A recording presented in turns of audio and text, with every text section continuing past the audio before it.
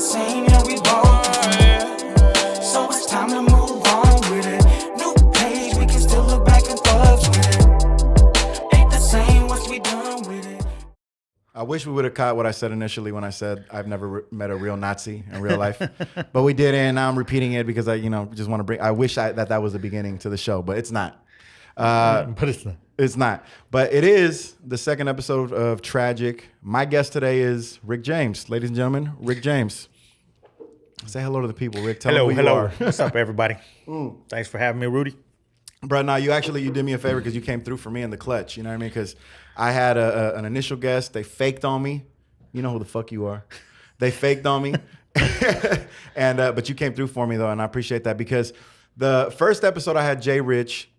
For those of you guys who aren't familiar yet with the show, Tragic is basically where I bring on like a lot of my people, a lot of friends that I know in the comedy world or radio world or whatever, and I have them come through because they're good storytellers. You know what I mean? Because that's kind of what this whole podcast is about. I have this acronym that I was telling you about in a text message. I don't know if it translated very well in a text message because I feel like I could speak it with more emphasis than I could type it. But Tragic is acronym for Time Renders All Great Injustice Comical. All right. That to me means that something that was fucked up at some point or something that laid heavy on you or when the odds were against you, you persevered, you worked through it, and you learned from it. And now you can kind of look back and laugh at it because that's really what it all takes. It's like all fucked up shit. It just needs enough time. And then eventually it'll be funny, So I wanted to bring you on because I wanted to hear your tragic story. Tell me about a time in your life when you were in that situation. Well, I think as we discussed on the phone just real briefly, I said, you do know who you're talking to, Rudy, right? Right. Because that's the ongoing thing between me and Kabir Singh is he's like, bro, you're so negative. And I'm like, no, bro, it's just the way that my life is dealt to me versus the way your life is dealt to you. And I go, but it kind of goes back to, like, I had an ex-girlfriend and she was like, dude, if I lived your tragic life, why do you even keep going? Like, give up. And I was like, because of people like you, bitch. Like, because of people like you, I got to keep going. I was like, I think for me, I was trying to think of a story to tell because I'm like, man, the car accident, is a main thing. That's one of the main ones that jumped out in my mind when I thought about you because I was like, I know Rick has been through a bunch of shit. I know that. Yeah. But the one that always jumps out is the car story. You know what I'm saying? Because I know that obviously that is something that you still carry with you to this day. Yeah, it's the reason why I got fucking 9 fingers, and but I tell people the tragic part of that story wasn't the car accident itself. It's the fact that when I got into the accident, I got a negligent driving ticket for that. It was a $400 fucking ticket because the cop cited me for it. Damn. All my stereo equipment got stolen in my car. God damn. And I had $50,000 worth of medical bills that never got paid, even though I was in the military and my wife at the time was active duty. I was reservist. And they said, well, you didn't call and get confirmation that you could be seen by a healthcare provider outside the network first. I said, sorry, I thought I was fucking dying, bitch. Yeah. You know what I mean? I didn't have time to think about the details. I had this big old scar on my head. I had my fucking scalp hanging off, and I didn't know that I had to get verification that I could be seen by a doctor. Okay, first. so before America went full America on you, tell me what led up to all that. Tell me about the accident itself and like how it even came to be. You're originally from El Paso, Texas, originally right? from El Paso, Texas, and that just came up because I had left. I was living actually here, just right down the street off of Hesperian and shit, with my brother, and he was working at what is now DD's, and now it's back then he was a Circuit City road shop manager. Circuit City, baby, right? Which a bunch of horrible shit happened. That's a tragedy for itself right there. It's fucking Circuit City. And I joined the service, so I got in the service. I left, and while I was in the service, I met a female. Thought she was cute and shit. And, I figured, fuck it, we're digging each other. So we got married and shit. Like, I met her in January. We were married by June. I'm not telling anybody to do that shit. But I was stationed here at Travis Air Force Base. She got stationed in Virginia. Yeah. And I had to finish my on-the-job train OJT out here and then go join her in Virginia. Yeah. So I was out here for a couple months finishing up that shit. And when I was headed to Virginia, I told my older brother, I said, hey, man, we both haven't been home and I'm about to hit 21. I said, why don't we stop in Vegas and then go visit family in Texas? I'll leave you in El Paso and you can fly back home and I'll continue my trip out to Virginia. Well, that's what was planned. That's not what the fuck happened. So we went to Vegas. I've got a bunch of pictures of me and 10 fingers and shit, you know. For proof. In case you guys have never seen this, and I'm pretty sure my super producer P has never seen this since he just mentioned today. Show him the 9 fingers situation that you got going on. Let me see the other 5. The other 5. So it's like, all right, cool, yeah. So just so he's not a Ninja Turtle. So, like this is this is a situation that he went through. So for me, I was like, okay, cool. We went and had a good time in Vegas, did our thing, and then we left Vegas. My brother drove from Vegas to Tucson. I slept the whole way, and then I started driving, and he tells me, he goes, hey, man, if you start getting tired, just pull over. And I was like, okay, cool. We must have just hit, if you've ever taken that trip, there's I-10. So we had just hit New Mexico, which is probably 2.5 hours from civilization any which way, right? Right, yeah. Even if you're in downtown. Yeah. You're downtown Santa So Fe. I just hit into New Mexico and probably 2nd mile marker, and that's when I started to feel tired. And I was like, fuck this. I put my DMX CD, I don't know if you saw it in my garage and shit. I did. Put that bitch in play, and that's why I still have that disc. And I didn't make the next exit. I fell asleep. Okay. And So you're having one of these moments, because I think we've all had them. You're having one of these moments, I'm assuming, where like your eyes are getting heavy and they're starting to fall on you and shit. And you don't think about getting off the road or anything. None of us do. No, we usually always just fight through that. So, but that was the whole thing that took you out, just being extremely tired. And I've always, let me put it out there, I've always been one that would fall asleep in the car as a kid and fucking, and so if I take extra long trips now, I get sunflower seeds or I do some extra, and I knew I was getting tired, but I think that's also the day I lost my religion. People are like, well, why would you do that? And I said, because I knew I was tired. All I was like, let me get to the next exit. Right. And I felt like it was determined for me not to make it to the next exit. Wow. And that's why I felt like, where I was like, man, like, why wouldn't, if there's a higher power, why the fuck would a higher power let that shit happen? Wow. You know what I mean? Yeah. So your it's whole kind of a intention was reverse, and it's not no negative shit. It's just for me, I'm like, I also felt like it kind of happened to be. And I will tell you, we ended up rolling the car over because it was like a little Jeep, little fucking Geo Tracker, if you know what the fuck that is, right? I remember those. So kids, Google it at home. Yeah. Geo Tracker. I actually have. You guys could use it on this if you want. I'll send you the video, the way the tracker looked afterwards. Because I have it on my YouTube channel. Oh, you got to send me that, bro. I need to see that. Yeah. So and you can see like the whole front windows pushed in, fucking blood all over the tracker. You can see my stereo equipment was there when they filmed it because it was the next morning. But when I came back, my brother, who I said worked at Circuit City, we took out the back seats and we put in and made our own back seats of 212s so my shit could bump. Yeah. Right? So we formed all that shit. Custom made shit. Custom made shit. The fucking amps propped up on the side. But that would probably what made it worse is it was top heavy and it's a Jeep and they're known to roll over. Right. So when I veered off the road, I kind of veered off, woke up, and I just remember like cars coming the other way. So I veered back right. And as soon as I overcorrected to the right, we just started spinning. So we see it in movies all the time. You see it on TV. You see it in movies all the time. That one scene where somebody's like falling asleep and then they open up their eyes and a Mack truck headlight, headlights are coming right at them. What do you remember in that moment when you woke up right before I just remember knowing like got off the road? Before I fell asleep, I remember that lights were coming the other way. So kind of when I woke up, I kind of woke up, saw lights, but not like a movie, just knowing I should get the fuck out of the way. And then I remember like jumping off the curb and like, oh shit, I better get back on the road. Oh, so you I overcorrected. And then yeah. We kind of fucking... this is one thing that I'd like to say, right, is when we overcorrected, I ended up slamming against the little, like, cement barriers, right? But it was against the mountain, not on in the middle of it. Okay. So it was to stop you from hitting that mountain or whatever that was there. And we just bam hit that shit. And I will tell you, I got out. And nobody believes me, but my brother, if you talk to him, because I don't. I'll hit you up, bro. Don't worry about it. I still got your number. When we stopped rolling, and mind you, when we were rolling, my brother's all screaming at me too. It's you and your brother in the car. It's just me and him. And I hear him, I told you, monkey ass, not to fall asleep, right? Fuck. So he's scolding you as he's rolling to his death. Right. We get out, time to scold somebody, and that's when I realized my hands all fucked up.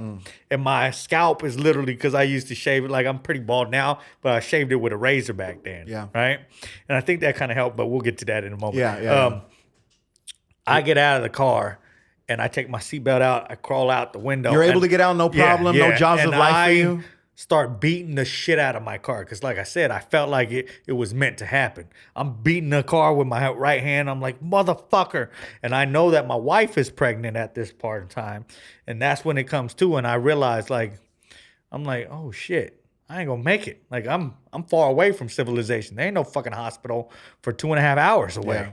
And I was like, I'm going to die. Like, and then my brother comes out. But you felt you were going to die because you were like a lot of blood everywhere? Yeah, a lot of blood everywhere, just fucked up. Were you still fucked up? Were you still bleeding profusely or something like that? Yeah, I felt like when my you got out of the hand car? was just bleeding all over. And like I said, it's all on the car too. You know what I mean? So I'm looking at the car. There's blood dripping down the car.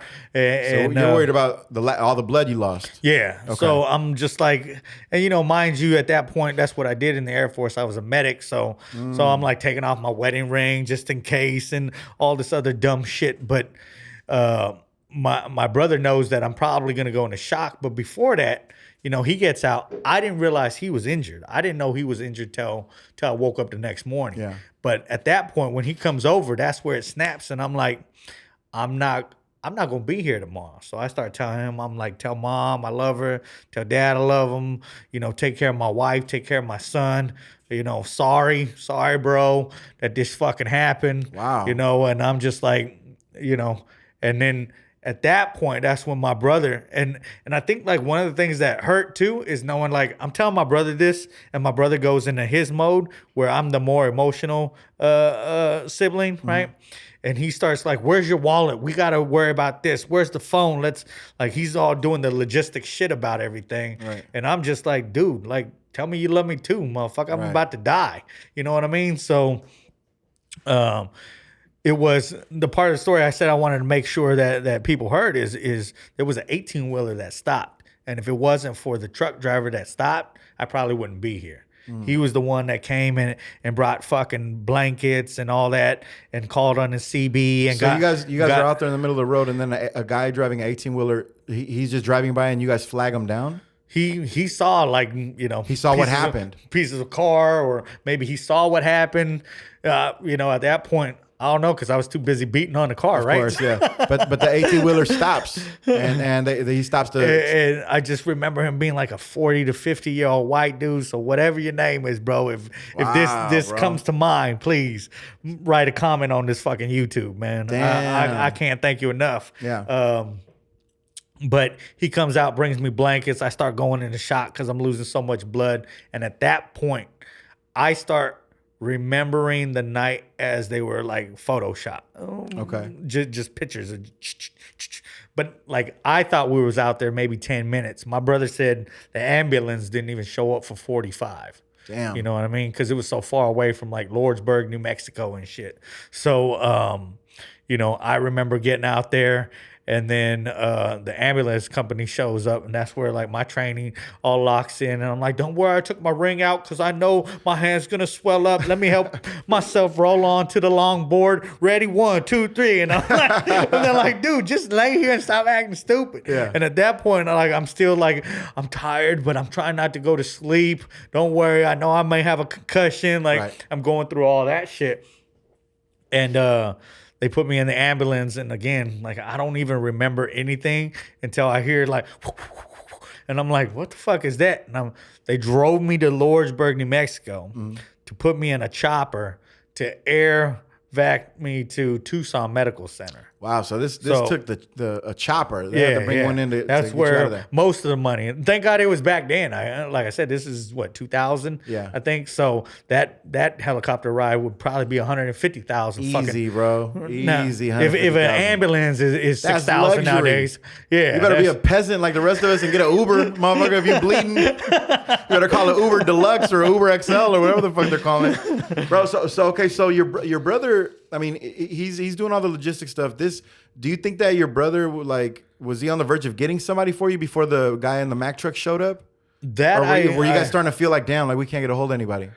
I know we were in the middle of nowhere, and this is, like I said, this is like 2000, so I don't think there was as many towers and shit like that. So I don't know if he ended up. That's a part I would have to ask him if he got a hold of anybody on a cell phone. I just knew at that point that's where I was like, and maybe he did. Maybe that's why I was like worried, like, hey, fool, like nobody's gonna. Maybe that's why I felt like it was over. I was like, ain't nobody gonna fucking help us. Right. So it's that feeling of despair. You know, there's nobody around. For miles. So when they pick you up in the chopper, I'm assuming you're feeling relief, you know, because you feel like you're going to be taken care of. Somewhat. I mean, I remember just being on the longboard and them doing their thing, starting IVs, doing all that shit in the ambulance, and then transferring me over, you know, to make sure, and that's probably helping me out. But again, it's like little photo pictures of shit going on. I remember getting in the helicopter. I remember asking them, can I finally go asleep? Right. Like, I'm tired. Like, they were like, yeah, we'll be there shortly. And then the next thing I remember is like having bright lights in my face and shit, and being on an operating table and trying to talk to the doctor that they had called in, and you know, and the doctor, I just remember him being an old dude coming in and saying, hey, we're gonna go ahead. Luckily, you know, you did shave your head for us, so it's ready for Got a head surgery. start. Yeah. So Way to think ahead there, Rick. Fucking good on you, man. Always shave your head, kids. You never know when you're going to be I said I bring it up accident. because, like, if they do surgery anywhere, they want it to Shave be your head. hairless. Well, did you recently shave, or was it from like the day before, a couple It days? was like literally the day before. That's it was beautiful. so Because now you got that nice Because little we- yeah. 5 o'clock shadow, makes it nice and soft. We was in Vegas, and I was like, I'm gonna fuck up their sink. Versus, you know, a family member is Right. the next day or some shit. Right. So it was nice, clean, and Saved your shaved. life because you have a spite for Vegas, bro. Fuck Vegas, man. Fucking cheaters at the blackjack table. Fuck them. All right, so when you get to the hospital and they tell you that they have to operate, what are they having to operate, and like how do you feel in that moment when you know you're about to go under the knife? At that point, I feel like the despair was gone. I was like, man, I made it this far. Okay. I'm gonna be okay. And then the next thing I remember is waking up, and that's part of the video too. Is like you see, I got the morphine drip. I'm doing all that, and at that point when I wake up, I'm like, does my wife know I'm here? Yeah. And where's my brother? At that point, I'm like, where's my brother at? You still hadn't seen him, hadn't heard from him yet. And I hadn't. Who's the first person that you saw when you woke up? Like when you came to? A lot of family members were there, to be honest with you, which is to go back to, I want to go back to a more tragic thing, but we'll get there in a moment. But my mom never showed up. My stepdad came, and my mom's excuse is, well, your dad's a nurse, and that's why he's there. But I can tell you that there ain't nobody that can keep me away from my fucking kids if they end up in the hospital, bro. So now, is your mom, is she refusing to go? I mean, obviously it's not that excuse is not a good excuse, but why isn't she going to see you? Did you guys have like trouble before the accident? she tells us that, oh yeah, because I got kicked out when I was 15. So that's probably something that's affected my life more than anything. Yeah. But, waking up and then having some of the family around and everybody like trying to make sure I was okay, I was just glad, like, okay, any of this other shit, I'll figure the fuck out. Like, it was kind of one of those things that I got to take the L. Yeah. Like, I didn't plan for this, but whatever's about to. And I knew that I was going to have, occupational therapy for the hand. And I knew I was going to, and that's a bigger question that everybody normally asks. Well, so you lost a finger? And I was like, no, I didn't lose the finger in the car accident. The finger was actually there. And they tried to reattach it? No, the knuckle of it got shaved off. So I just had a floppy finger, Okay. and then this was all scar tissue. And I went to occupational therapy. I tell people, what's funny is when they say when you either use it or you lose it. Right. I didn't understand that until that happened because my hand was casted for about a month.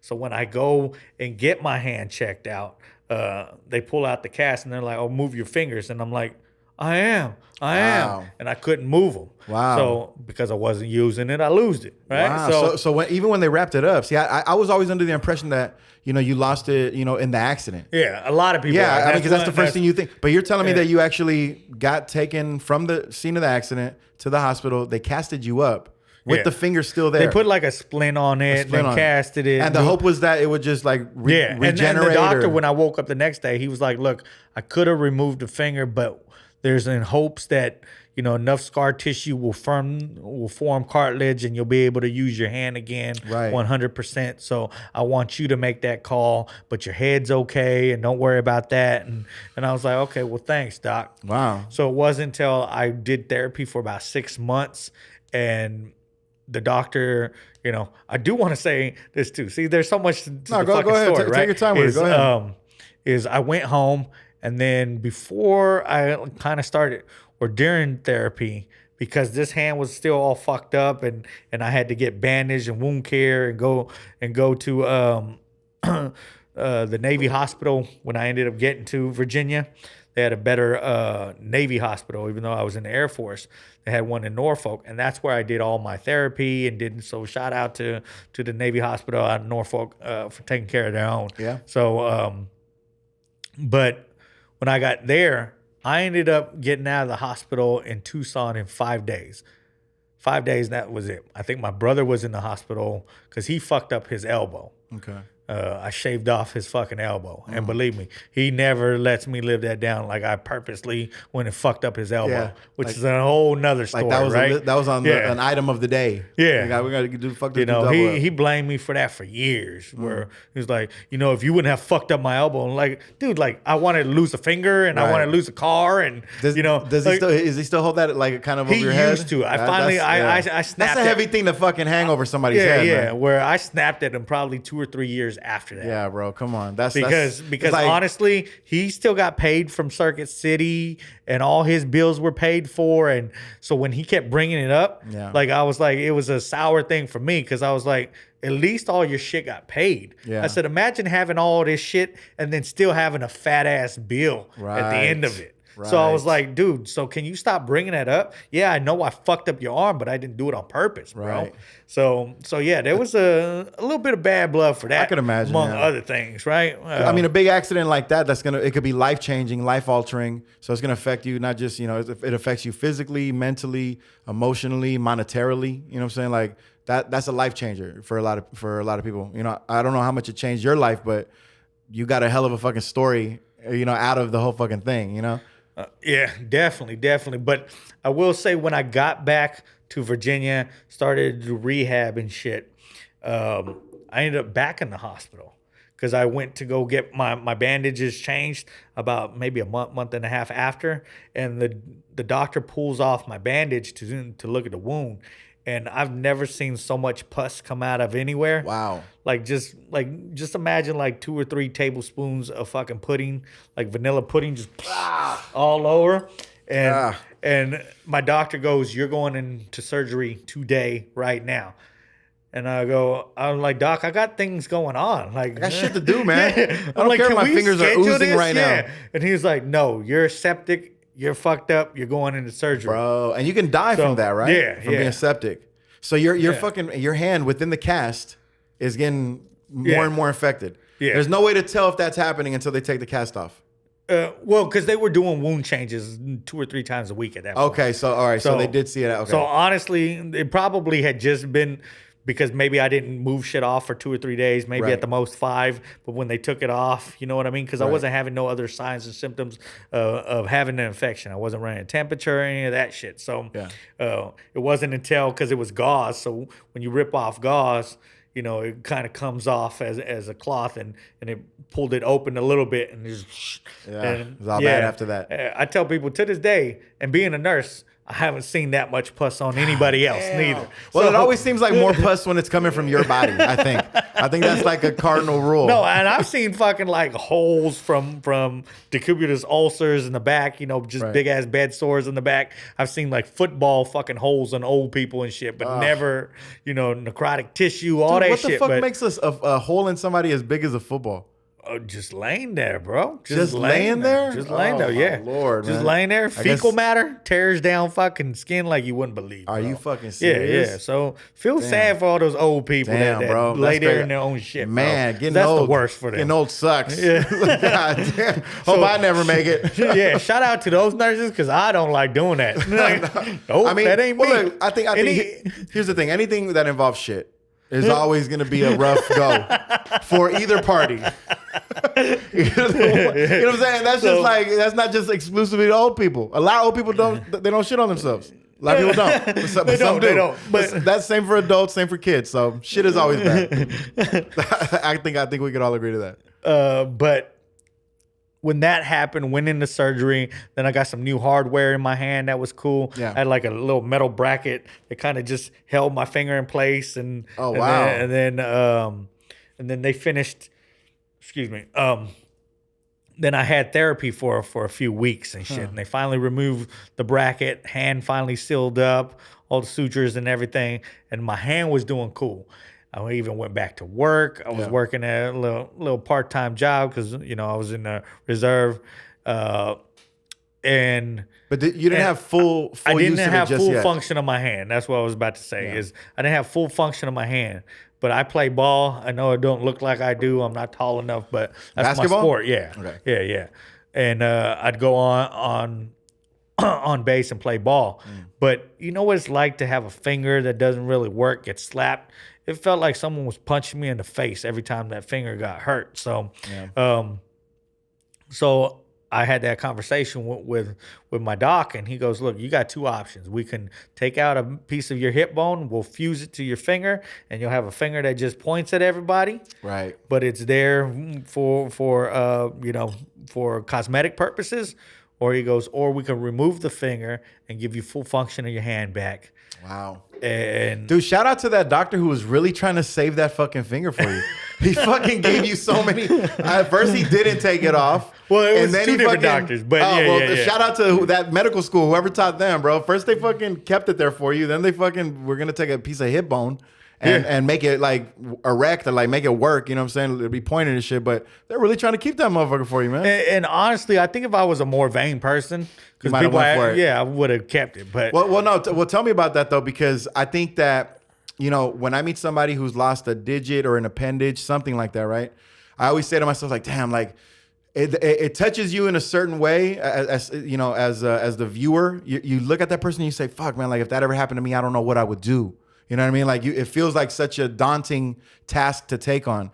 So, I mean, what is it that like, what fear did you have about losing your finger when you made the decision? I don't think I had much. The one thing I requested from my doctor is, can my son be born first? I said, I want my son to be here. I want to hold him. I want to know why I'm doing this. For me, it was a why. I wanted to be a good dad. I wanted to play football, basketball with my kid. I wanted to go out, and I just knew by already playing ball with the way the finger was. Like I was like, I'm never going to be 100%. And I'm not saying that I'm a great athlete, but I feel like that's what you got to do, especially when you got a boy. So Yeah, if of you were course. like you got to take time to be a good dad. Absolutely. So I was like, that's what's important to me. This fucking finger, fuck a finger. Like I want to be there for my kids. So Wow. I I said guess that was it. when you got something bigger in mind, then losing a finger doesn't seem like the end of the world. Yeah, I just knew, because like I said, it wasn't even just playing ball. It was like walking. If I didn't know a table was there, I'd bump it at work or something. And it was so painful that I was like, this shit's just gonna get in the way. And I could only imagine just having a stiff fucking finger. It's gonna make it even worse. Yeah, You know what I mean? So I said, you know what, dog? That's the only thing I asked. I said, let my son be born. Let me hold him. And that's what happened. Before we went into surgery, I will say this because I want the viewers to know as well, is that day we go into surgery because it was all booked and all done, ready, because we all knew what was going to happen. My wife came in, brought my son. I hold him. I said, this is for you. And then I went into surgery. I don't think I was asleep to get my finger cut off. Well, what do you mean? What do you mean? They just gave me like topical anesthesia, and they put a blood pressure cuff around it, pretty much is what it is, to stop the circulation of blood so he could do the surgery and shit.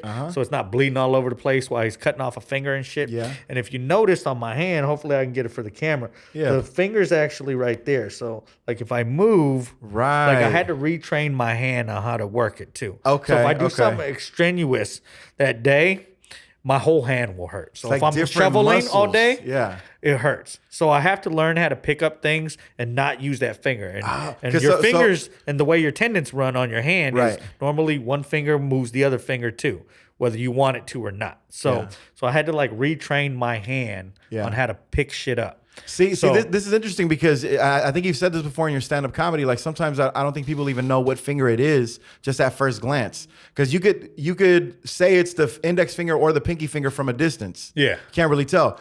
But there's a huge difference, I'm imagining, Yeah. between losing your pinky finger and your index I mean, finger. what's the two fingers you normally use when you pick up something nasty? It's Your- usually your thumb and your index. It's So no, like no. these are the magical fingers, right? The index finger, that's a tough one to lose. Because that you've done so much with this finger your whole fucking life, you know what I mean? No, that's why like I feel like one nostril's bigger than the other because that's the no. There's no. Now you got the middle finger going up and down. Yeah, I'm all up in that bitch with it. Expanding the horizons of the nostril. Yeah, man, that's you know, I've like you sometimes like when you're a kid or shit, even as a drunk adult, you might play games like what finger, if you had to lose a finger, what finger would you want it to be? You know what I'm saying? Yeah. And the index finger, you never consider that because that's such an important finger. I always say the pinky or the ring finger if I had to lose one. Yeah. Which is funny because I have an aunt. So it's an ongoing joke. And she's got 9 fingers. Right? So it's like a generational thing. I look at my kids and my. You got 2 sons? Yeah. Oh shit, bro. It's 50-50. I tell them, I'm like, hey man, it's either you two or your cousins. You guys like that's it. Like you guys are the next generation. Like, Bruh, you about to have them walking around with those butcher gloves with the fucking Right, steel fingertips.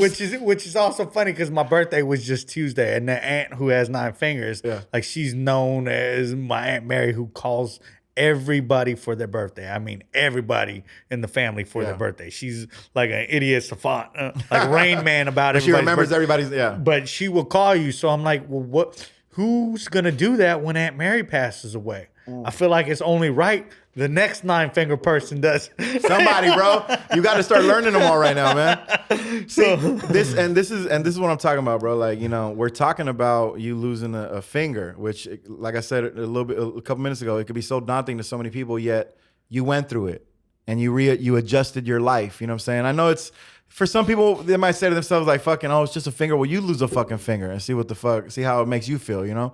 So what did you learn, like, about yourself? I'm curious because, you know, you lose a part of your body. That's a big deal. I know it'd be a big deal for me. What did you learn about yourself while you were going through the rehab? You were learning how to use your hand again. Was there anything that you discovered about Ric James? I learned a couple things. Is one, I wanted to say when I was talking about the blood pressure cuff, like I know women say that pregnancy is hard, giving birth is the hardest thing.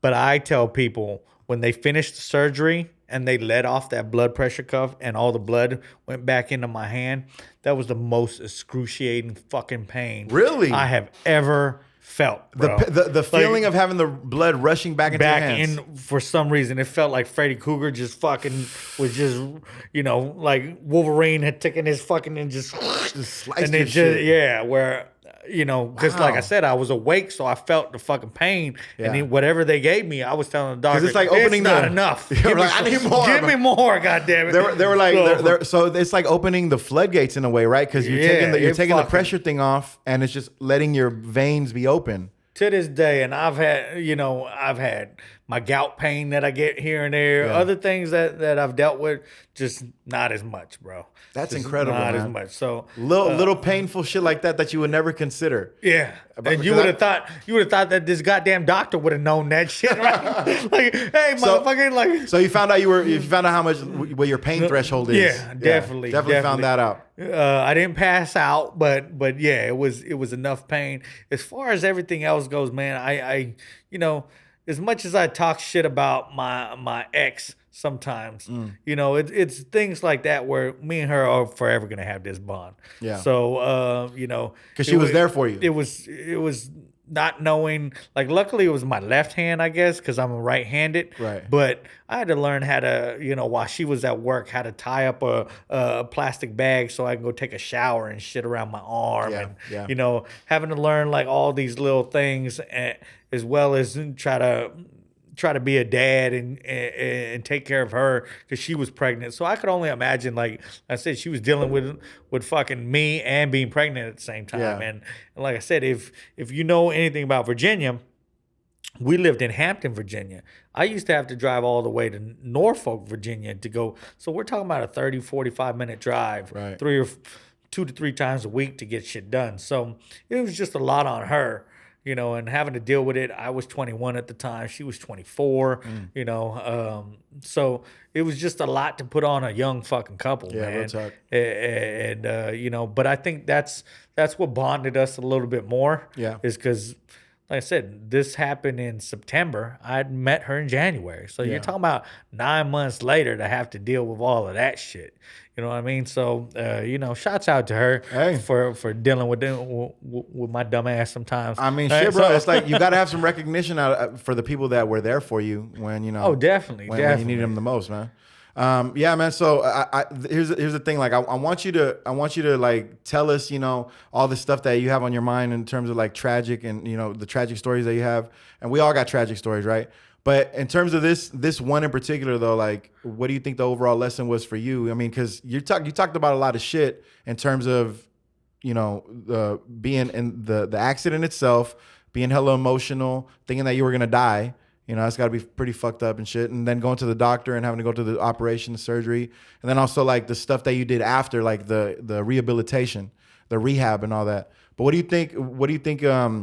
Would be like the biggest lesson that you got out of everything from the beginning to the end? I think if I were to ever be in that realm again, it would just be me telling someone that's going through this shit, like, this isn't a forever thing. And I think for me, like, I kind of knew, and maybe because it's only a finger, I could only imagine how it would have been for a hand or a leg. But seeing that, even before that, like, one of the guys that I care for, before I left this area, Bay Area, I used to care for a gentleman who was a respiratory therapist, and he lost both his legs and his hands dealing with this shit. So, like, I saw him kind of deal with it because he had just lost his limbs probably 6 months, 9 months before I met him and became his caregiver. And I just saw how it affected him. And, I would tell his wife at the time and be like, it's not something you're going to get over in a day. Yeah. You know what I mean? Especially if you're a dude. I was all, I said, it's different. Because as a man, you're supposed to be able to go fix shit, be doing this, doing that. And I said, so for me, it was just take it one day at a time, try to, therapy was fucking hard in the beginning, but it got easier and easier. And it was, they'd send me home with like different strengths of Play-Doh to play with, to sit there and just, and it'd be like, oh, I just want to get to the next one. And to be honest, I tell people, after I removed the finger, I still had fucking stitches in my hand. But like I said, I was playing basketball before that. Before they even removed the stitches and I went back, I was playing basketball again. Nice. I said, fuck that. Yeah. Ain't nobody going to hold me down. But that's always my personality is, if you tell me I can't do something, I'm going to show you that I can. So that's like the perfect personality to have in a situation like this. Definitely. You know what I mean? Because it's a lot of people who don't have that type of characteristic. It's like when shit goes bad in their life, they might just curl up and call it a day. Be like, all right, well, fuck it. Then I've lost to the negativity. But you're talking about, your personality was always like, no, if you tell me I can't do it, then I'm gonna bust my ass until I show you that I can. And I think that goes back to the one topic, and hopefully, we won't run too long and shit. No, we're good. Is I think I had that because, like I said, when you asked how mine and my mom's relationship have always been, is we lived here in the Bay Area. My stepdad, who I call dad because he's the only one that was actually around as a kid, was stationed in Alameda. And I went to some middle school and then started high school out here. And I had an older brother who was a fucking knucklehead. And him and my stepdad didn't get along back then. But I took the car out one night, and that's what got me kicked out of the house. And I think that was more profound on how it affected me as a fucking. Nobody called me or texted me all day. All day. Right? So, Are you on the Tragic podcast right now? But fucking, I got kicked out for taking out the car. Yeah. And that was a funny story, somewhat, right? Yeah. Back then, I was 15. I had a paper route at the time, and I go out to take out the car, and I pushed my mom's Thunderbird down the street and shit, so I wouldn't start it like in front of anybody. And we pushed it down there, me and friends and shit. I go to start it and wouldn't start. So all my friends dispersed, left, because they were like, well, if we ain't got a car, why be here, right? Yeah, right? So they fucking left me. Just help me I'm push sitting it there, some more. Yeah. Can we push it back or Push something? it back. Come on, y'all. Right? And couldn't get it started. Yeah. I get tired. This is every fucking show. Every topic, right? I'm getting tired. I'm sitting there and I'm like, man, I got to wake up. And then I think to myself, as a 15-year-old, right, it makes sense to me, is I'll get up before my dad does because I got a paper route. Logic. Perfectly So logical. I've been out of the room too long. Let me go to sleep. I'll wake up, come down, figure out how to start this car and put it back in the spot, and we're good. Next thing I remember, my dad busting in the door. Where the fuck is my car? And I was like, oh, damn, I overslept. What's up, Dad? Shit, what time is it, man? I overslept. Bruh, that's fucking wild, man. You fucking left the car behind. Kids are ridiculous. I tell him it's down the street on the right side of the road. You'll see it. All right, Rick. Like, here's the thing, bro. Like, I usually like to do something called final word. But before we even get to do that, though, tell everybody your socials. Tell everybody if you got any upcoming shows or your YouTube channel, whatever you want to do. 209 King of Comedy. Tell them about the In My Opinion podcast. Okay. My In My Opinion podcast. You guys, I've had Rudy on there. I've had other comics. We talk about anything and everything. I tell everybody we talk about racism in America to eating butt. So Straight up. Whatever the topic may Oddly be. enough, the people that we're racist towards are the first ones whose ass we like to eat. So prove that's science. So CDC says that. Doing that podcast, and then I've got the one, if I can ever get Kabir to do his own podcast, is the Come On Buddy podcast. Yeah. You're talking about Kabir Singh. Yeah. From Kabir America's Singh. Got Talent. Yeah. So, not the other Kabir Singh. If you fucking Google that one. There is two Kabir Singh. That's funny. So people who tell me that shit all the time, you can go to Ric James. That's Rick without the K. That's RICJames.com and find all my social media there because I don't even know what it is, to be honest with you. So just RICJames.com. RicJames.com makes the most sense. And also, the only dude who's got a Mini Cooper with this fucking website on it. Or was it a Mini Cooper?